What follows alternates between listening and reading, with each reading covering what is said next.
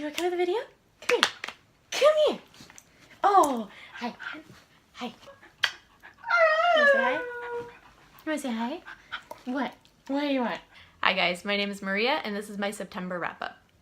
I read a total of 8 books in September, but the series that I started off September with, I actually started in August. So I started the Mortal Instruments series by Cassandra Clare at the very tail end of August. I read books 1 through 4 of the Mortal Instruments. So I started off with City of Bones, followed by City of Ashes, followed by City of Glass, and then City of Fallen Angels. Then in August, I read City of Lost Souls, and City of Heavenly Fire, which is the 6th and final book of the Mortal Instruments. The Mortal Instruments series follows a young girl named Clary who discovers that she has an unexpected connection to Shadowhunters, who are half human, half angel, and they fight demons. She also finds out that all of the stories are true, meaning that warlocks, vampires, werewolves, and such all exist, and her adventures go on from there. So I gave the series an overall 4 stars, which means that I enjoyed it. I really enjoyed the reading experience of marathoning straight through it, but I was not necessarily blown away by it. It wasn't quite a 4-star read, but it was a 4-star read. It wasn't a 5-star read.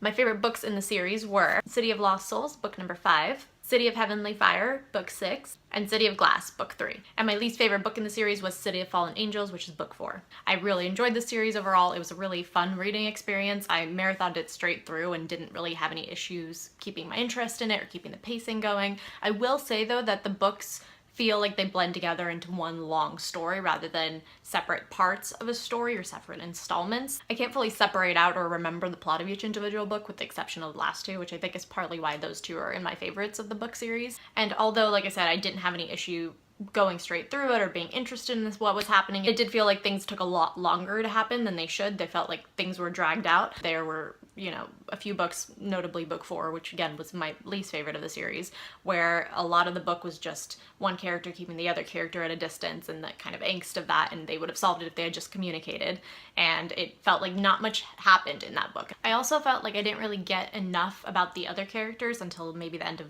going into book 4. I wanted more from them. I wanted more separate storylines from them, and we didn't really fully get that. I still feel like I don't fully understand some of the characters in the series and don't have a full picture of what drives them and what, you know, and what their personality is fully like Isabel, for example. They're not necessarily small characters. These are integral parts of the main friendship group. So I do think they're important to hear from and to understand, and I do wish we got more of those storylines and kind of POVs earlier on than book 4, and also just more in depth in the book series as a whole. I enjoyed the villains in this book series though. They felt developed and they felt interesting and they felt sinister, so that was really fun. And then I really enjoyed Jace and Clary as main characters, especially Jace. And I also really enjoyed how, especially in the later 2 books of the series, so City of Lost Souls and City of Heavenly Fire, there's a morality struggle. I really enjoyed reading about that, how the characters kind of have to go through what is right and what is wrong and what makes a good person and what makes a bad person, and is it black and white, and that was really fun to read as well. So I really enjoyed that thread to it. Then I picked up the last 2 books of the Infernal Devices by Cassandra Clare, so Clockwork Prince and Clockwork Princess. I had picked up Clockwork Angel back in January and I actually really did not like it, so unpopular opinion here. I did not like the Infernal Devices as much as the Mortal Instruments. I liked it less, and I know that a lot of people prefer it. I can see what people mean as far as her writing being better, but I personally just really struggled with this series. The Infernal Devices is a series that's also set in the Shadowhunter world, but it's set in the past, and you follow some of the ancestors of the characters from the Mortal Instruments, and it was written kind of in the middle of the publication order of the Mortal Instruments. So you can either read it separately / before, or you can read it kind of in the middle as you go through the Mortal Instruments. So I gave it another shot, and I did read Clockwork Prince and Clockwork Princess and finished off the trilogy. I personally really struggled with the steampunk elements to it. I wasn't really that into the storyline or plot of the first 2 books. In my opinion, the plot really took forever to move along, so it felt hard for me to get into and be involved with. And the villain as well, I just didn't really feel like he was that scary. He didn't really do that much. He felt not, you know, deep to me, or like he had any kind of righteous mission or anything, which I don't think a villain has to, but at the same time he just felt bland and boring, and like he wasn't that big of a threat. I was not necessarily invested in the characters that much, except for the two main male characters, so I did like Will and Jem. Especially the biggest redeeming thing in this trilogy for me was their friendship with each other, and reading about that, it was absolutely beautiful, and it really touched me as far as how much they loved each other, how loyal they were to each other, and that was really lovely to see. I gave Clockwork Angel a 2 stars, I gave Clockwork Prince a 3 stars, and I gave Clockwork Princess a 3.5 stars. So like I said, I kind of struggled through books 1 and 2.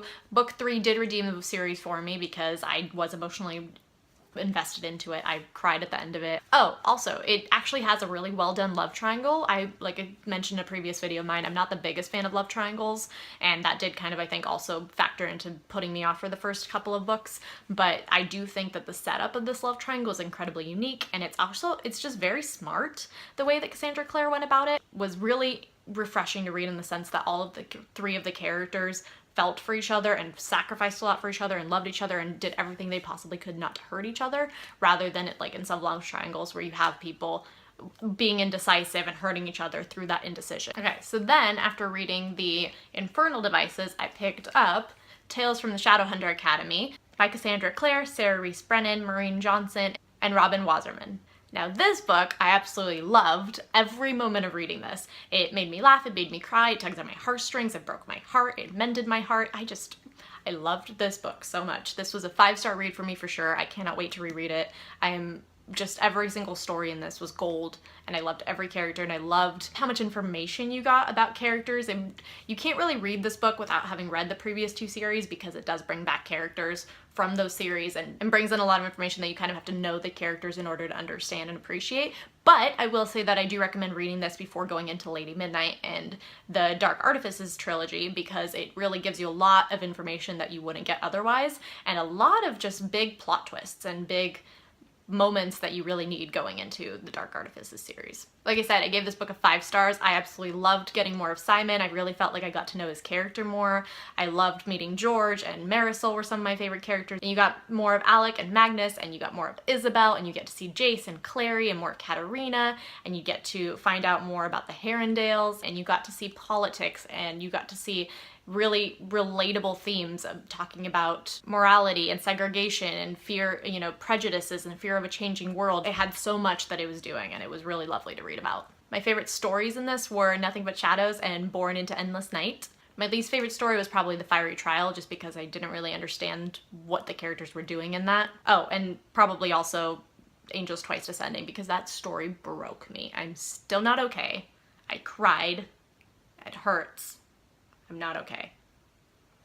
Not okay. So then I picked up Lady Midnight and Lord of Shadows, which are the first and second book of the Dark Artifices trilogy. Book 3 is not out yet. So that kind of wrapped up me finally reading up to all of the current Cassandra Clare books that are out. I gave Lady Midnight 4.5 stars, and I gave Lord of Shadows 3.5 stars. So there was a pretty decent drop in terms of book 1 and book 2 for me. So I can't say too much about this trilogy without spoiling things about the previous series that I just mentioned reading, but I will say that it follows a family called the Thorns and their adventures also in the Shadowhunter world. It is set after the events of The Mortal Instruments and Tales from a Shadowhunter Academy. Book 1 is kind of almost a detective mystery in the sense that they're trying to solve a murder. This trilogy also has a lot of representation so far from what I've read of it. So there is a character who's autistic, there is a character who is trans, there is a character who is bisexual, and there may be more stuff unraveled with that as we go into the last book of the trilogy. I haven't found any Own Voices reviews for these 2 yet, so if you have any, let me know, and I'll definitely check them out, because I'm curious to see if people liked the way that they were portrayed. But from what I read, it was a very pleasant, very positive portrayal of all of those. I love the main character Julian in this book. He is so precious to me. He has so much responsibility on his shoulders, and I just feel so much for him, and I really like the female characters in this trilogy as well. I loved Emma. I loved her fierceness and her determination and her loyalty. She was a great character to read. And there's another character called Christina who is awesome, but also her friendship with Emma is a beautiful thing to read about and just so precious to me, so lovely. Lady Midnight I actually really loved. I thought it was better written than The Mortal Instruments and the Infernal Devices. I did notice that the characters felt more rounded, they felt more developed. It felt like a richer world. You felt like you got more out of it. The pacing felt better for me as well. It felt, like I said, like a detective novel, but not in any slow way where you felt like they weren't getting anywhere. It was fun to watch them hunt for clues and kind of unravel, and the shock reveal of the villain was genuinely shocking to me. There was a scene with a tree and a scene with an arrow that had me just on the edge of like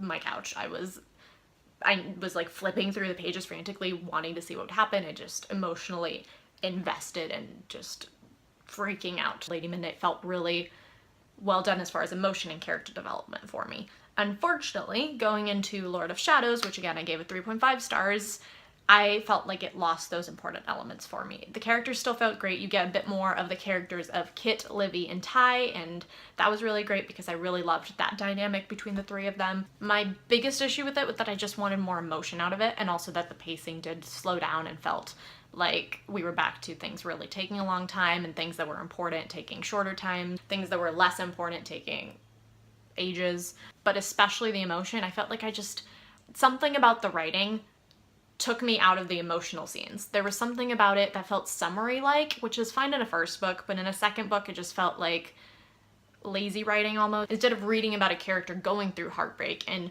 really struggling with different things emotionally, you kind of got summary of what had happened to almost set you up with the idea of this is what they should be feeling, and that just didn't really click with me. Honestly, the premise I should have loved. I should have loved the two main characters that are at the heart of this emotional story, because that is everything I've ever loved in other book series, but it just didn't click for me emotionally, and I wanted it to because everything was there except for something about the writing style. It just didn't quite take it there for me as much as I wanted it to, and as much as the first book did, which again was a disappointment.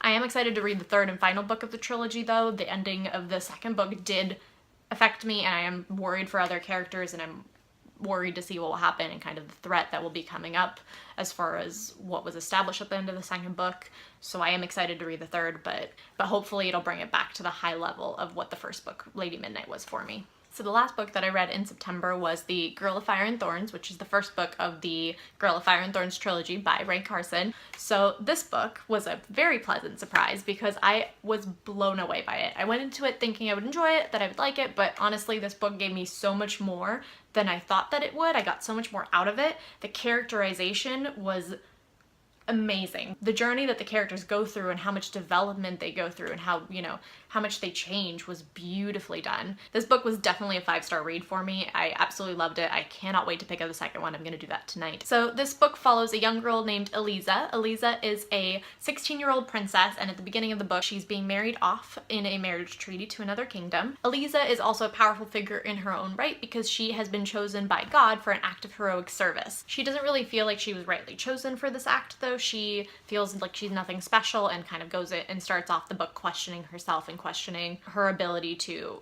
enact any kind of destiny. So I'm not going to say too much about this book because I have so many thoughts on it that I'm going to film a completely separate review video about it, but like I said, I absolutely loved it. It was incredible. Eliza is just such a unique heroine and goes through so much character development that was wonderful to read about. Eliza and then a lot of the other characters are specifically and multiple times said to be dark-skinned, which was great to read. Eliza is also overweight and goes through a lot of struggles with that. So I will say, trigger warning, one of the things that I did find hard to read in this book was that Eliza has a lot of negative thoughts about her weight. And she also does turn to overeating when she is emotionally stressed. So if you have any kind of trigger warnings or if that's an unpleasant headspace for you to be in, I will say that you should maybe steer clear of that. My favorite thing about Eliza though is that she is a unique heroine in the sense that she does not immediately know how to do things. She has to struggle. She is not very physically able. She has to work for it. So you get to watch her and be proud of her. I loved that Eliza notices what mistakes she makes and then works to correct them, so she doesn't have too much pride for that, and that was just so refreshing to read. Other characters are also super dynamic and really well developed. We have characters that you think are one thing and then become another. And then finally the pacing was gripping. It was not at all slow at any parts for me personally. I was invested in the book from the beginning to the end, but it felt like there was a really even balance of action and plot twists as well as the character development that I mentioned, and really dense kind of character exploration. Sometimes I feel like books will have one at the sacrifice of the other, so it was great to have an even balance of that and have both sides be really well done. Like I said, there's just so much that I can say about this first book that I'm going to film another video because I have so many thoughts and there was so much I loved about it, but I highly, highly recommend reading this one. So keep an eye out for my more in-depth review. That should be going up on Saturday, and let me know what books you read in September and what you loved, or if you've read any of the books that I talked about in this wrap-up. Thank you so much for watching as always, and I will see you in my next video. Bye!